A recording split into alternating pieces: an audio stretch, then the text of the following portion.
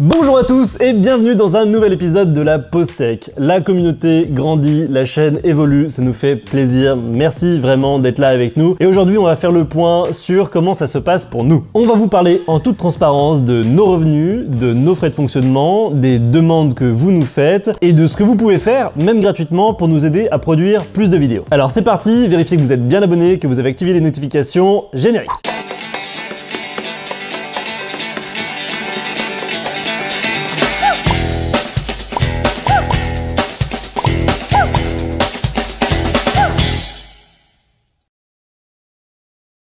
Vous le savez peut-être déjà si vous suivez les vidéos, ce pourquoi je parle de drone, c'est parce que j'ai deux entreprises dans l'univers du drone. J'ai Prodigo qui fait de la prestation de service, donc je fais photos, vidéos, thermographie, topographie par drone, et j'ai ProDroner qui est mon école de formation pour les professionnels pour qu'ils puissent devenir eux-mêmes pilotes de drone professionnels. Tout ça, c'est quelque chose que je fais seul. Alors certes, il y a Mathis qui m'aide pour les vidéos, mais pour toutes ces deux entreprises, pour la formation, pour la prestation, c'est quelque chose que je fais tout seul. Et je voulais vous expliquer un petit peu ma problématique actuelle et vous expliquer comment est-ce que je passe mon temps sur mes différents projets. Si on prend un mois standard, c'est à peu près 20 jours travaillés et voici comment se répartissent ces différentes journées travaillées. Donc un mois type, c'est 5 jours de formation, c'est 1 jour de préparation de la formation, c'est environ 4 jours de prestations dans le mois avec 2 jours de préparation pour ces prestations-là. C'est également à peu près 2 jours de rendez-vous clients, de démarches commerciales, de réponses de devis, etc. C'est 3 jours d'administratif, c'est mes jours préférés, et à peu près 3 jours de marge. Donc ça c'est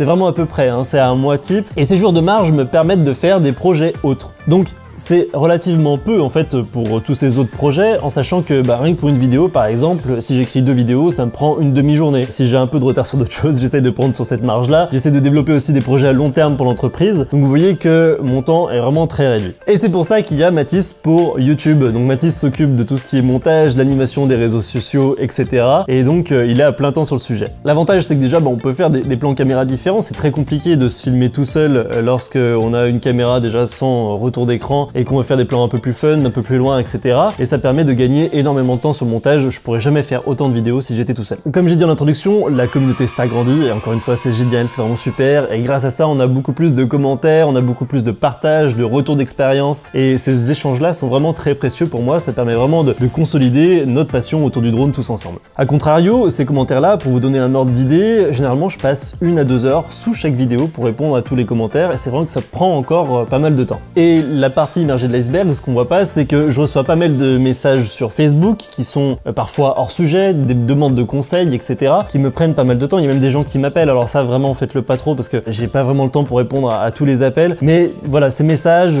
sur lesquels je fais vraiment attention d'essayer d'en répondre un maximum me prennent beaucoup de temps également. Donc en conclusion, plus la communauté grandit et plus la communauté prend du temps à entretenir également. Et ça, c'est un facteur à prendre en compte. Mais bon, pour ça, j'ai peut-être une idée et on en reparle en fin de vidéo. Alors, vous êtes peut-être là pour ça, combien ça rapporte et combien ça coûte une chaîne de YouTube avec les abonnés qu'elle a actuellement. Donc déjà, on va commencer à parler des coûts. Alors, qu'est-ce que je coûte moi à l'entreprise pour tourner des vidéos avec ces 2-3 jours de prise sur mon temps de travail? Ça coûte environ 500 € pour un salaire chargé, donc avec toutes les taxes. Un salaire chargé, c'est un salaire net que vous percevez plus environ 50% de charges supplémentaires. C'est ce que ça coûte à l'entreprise. Pour un poste de monteur à plein temps, un salaire chargé, ça coûte environ 2300 €. Au niveau du matériel et du renouvellement du matériel, ça coûte environ 200 € par mois. Donc voilà, en termes de coûts, on arrive à une enveloppe mensuelle d'environ 3000 € et ça n'inclut pas tout ce qui est comptable, logement, frais d'impression, électricité, ménage, alarme, etc. Ces coûts-là, ils sont pris pour l'instant en charge par Prodigo qui du coup participe avec tous ces frais à l'élaboration de ces vidéos. Alors au niveau revenus maintenant, déjà il y a les publicités YouTube. Alors aujourd'hui, on est à peu près à 110 € par mois de revenus grâce aux publicités que vous voyez en début de vidéo. On a également en description des liens affiliés. Les liens affiliés, en gros, c'est si vous passez par ce lien, quoi que vous achetiez sur le site en question pendant 48 heures, ça nous reverse une commission. Donc en gros, si vous voulez acheter une passoire via un lien affilié qu'on a nous dans description sur les drones, vous pouvez très bien et on recevra une commission sur la passoire. Généralement, cette commission, elle est de 3-4% sur Amazon et ça par mois, mine de rien, ça nous fait quand même 150 € de revenus par mois. Et ensuite, le plus important, on a Tipeee. Actuellement, on a 2 tipeurs mensuels, donc c'est-à-dire qu'ils participent mensuellement aux frais de la chaîne et actuellement, on est à 15 € par mois. Merci beaucoup à ces 2 personnes qui sont anonymes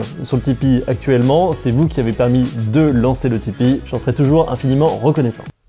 Merci à toi. Il y a un autre facteur à prendre en compte, c'est le facteur aussi notoriété. C'est-à-dire que je vais avoir parfois des personnes qui viennent de loin pour faire des formations dans mon entreprise parce qu'ils nous ont connus grâce à ces vidéos. Ce facteur, il est beaucoup plus difficilement quantifiable parce qu'il y a des personnes qui seraient venues quand même, il y a des personnes qui nous ont connus mais qui sont parties ailleurs également. Donc ça, vraiment, c'est une valeur que je peux pas chiffrer de manière exacte. Donc voilà, si on prend pas en compte ce facteur, on est à 275 € de revenus au total pour 3000 € de coûts par mois. Ouais, on n'est pas du tout rentable. Alors vous allez me dire, mais si on n'est pas rentable, pourquoi est-ce qu'on continue? Eh bah, on continue d'abord parce qu'on aime faire des vidéos, on aime partager notre passion, mais surtout on y croit sur le long terme. On pense que pour l'entreprise, cette notoriété, elle permettra plus tard de développer du chiffre d'affaires, mais c'est surtout avant tout par passion, faut le dire. On continue à se faire plaisir, on espère que le projet sera pérenne dans le temps et que ça permettra à la fois pour vous d'avoir des bons tests en vidéo et pour nous de nous amuser sur un sujet qui nous plaît vraiment. Sauf que le problème, c'est que comme je vous l'ai expliqué en première partie de vidéo, on est limité par le temps et du coup on doit faire des choix. Moi, il y a plein de vidéos que j'aimerais tourner, en fait je peux pas les tourner parce que j'ai juste pas le temps. J'ai environ une liste de 50 vidéos, 50 idées de vidéos que je pourrais faire sur la chaîne et j'ai juste pas le temps de les faire parce que j'ai pas le budget pour allouer le temps nécessaire pour tourner ces vidéos. Donc moi j'aimerais vraiment créer plus de contenu et j'essaie de trouver des solutions pour justement passer plus de temps sur la production de vidéos. Alors comment faire pour que vous, spectateurs, vous puissiez nous aider à trouver les fonds pour passer plus de temps sur les vidéos? Et le premier moyen le plus simple, ce sont les liens affiliés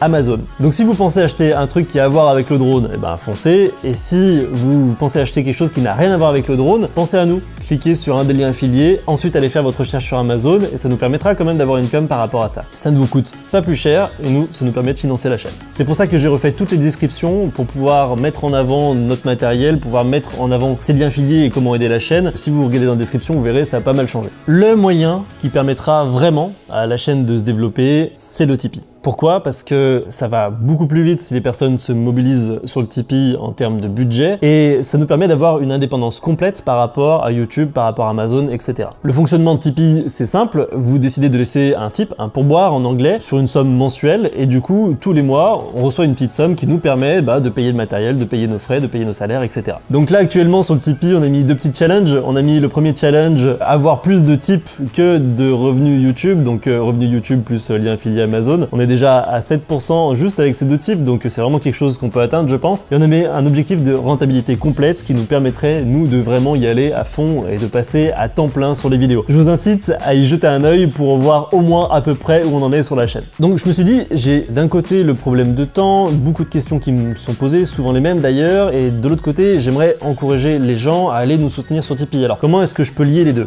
Donc je me suis dit que j'allais créer un groupe Facebook pour les tipeurs, auquel je vais répondre aux questions des tipeurs en priorité. Alors bien sûr, je continuerai toujours à répondre aux commentaires, je le fais toujours avec plaisir, mais si vous avez des questions plus poussées, si vous avez des questions sur le choix de votre matériel, sur quel type de matériel acheter, et même pour échanger des astuces entre vous, pour vraiment créer un effet de communauté, de groupe, et du coup, il y aura ce groupe-là qui permettra aux tipeurs d'échanger un peu plus longuement, de poser des questions un peu plus précises, etc. Donc voilà, si vous voulez aider la chaîne, vous serez officiellement des droneurs tipeurs. Ouais, c'est un super nom que je viens de trouver là pendant le tournage.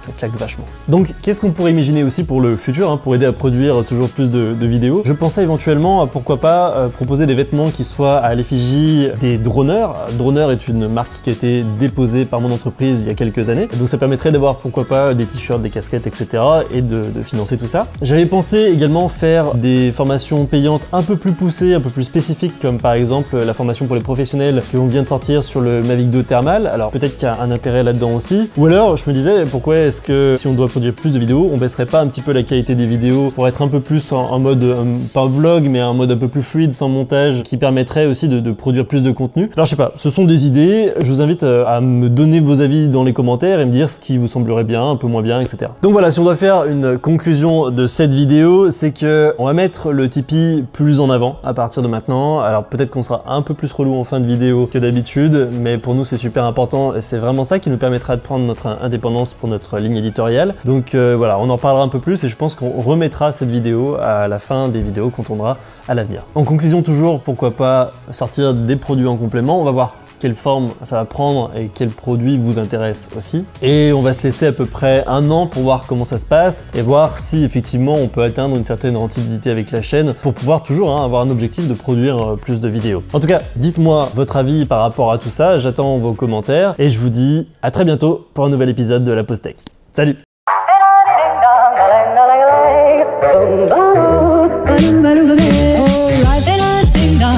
If I could take you up in boom, boom, boom.